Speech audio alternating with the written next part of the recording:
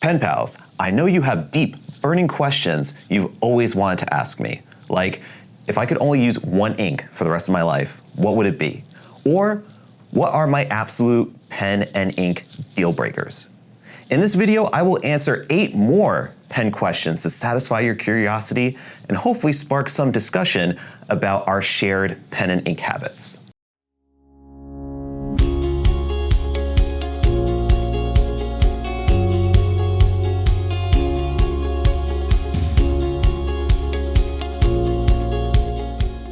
To quickly get you up to speed, hashtag 8 more pen questions is a community trend going around on various pen and stationery YouTube channels started by Simone.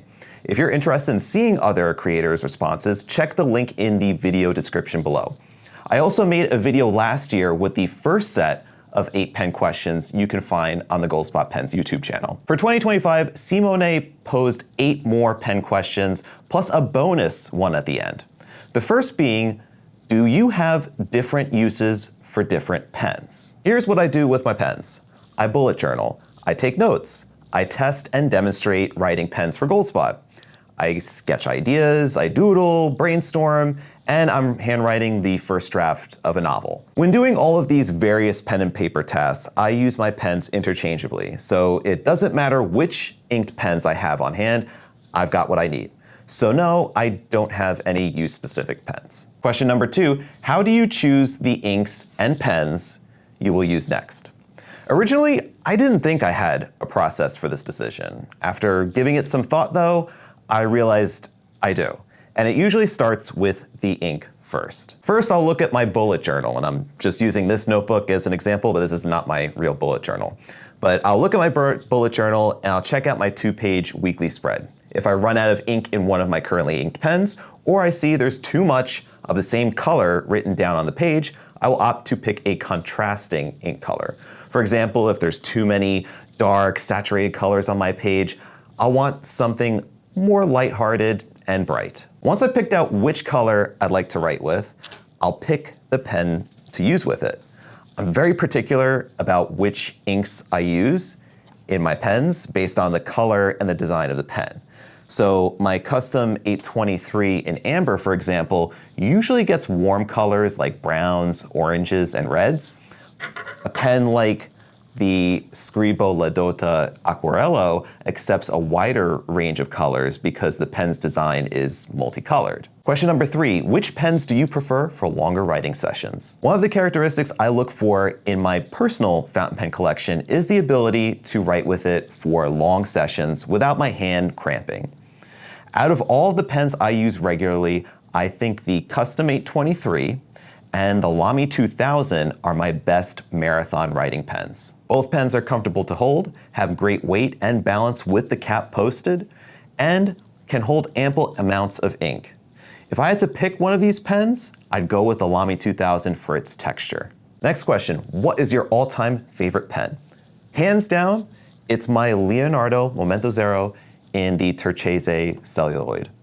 I love the look and feel of celluloid, the size of the Momento Zero, especially with the cap posted on the back. On this particular pen, the Bach 1.3mm stub nib is a wet, smooth writer that just gives me beautiful lines, great line variation, and the smoothness, and I could actually flip it upside down and write with it as well. I love the fact that this pen is an oddball because it's a limited edition.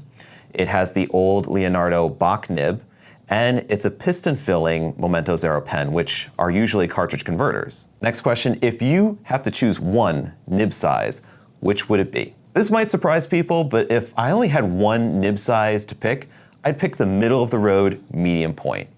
I like smoother nibs, but not too thick where I have to write extra large just to be legible. And a medium is thick enough just to see the ink's shading and sheening properties.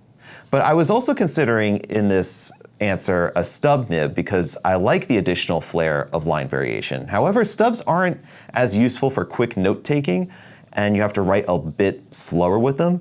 A medium I feel is more comfortable for that quicker handwriting style. Next question is, what is your favorite nib grind?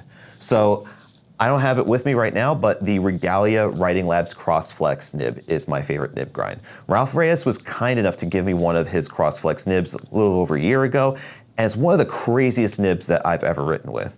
It has more softness and flexibility than most gold nibs do, yet it's made out of stainless steel. If you'd like to learn more about the CrossFlex nib, I interviewed Ralph a while back about how he was able to develop these nibs and what amount of effort goes behind each nib that he makes. If you could use only one ink for the rest of your life, what would it be?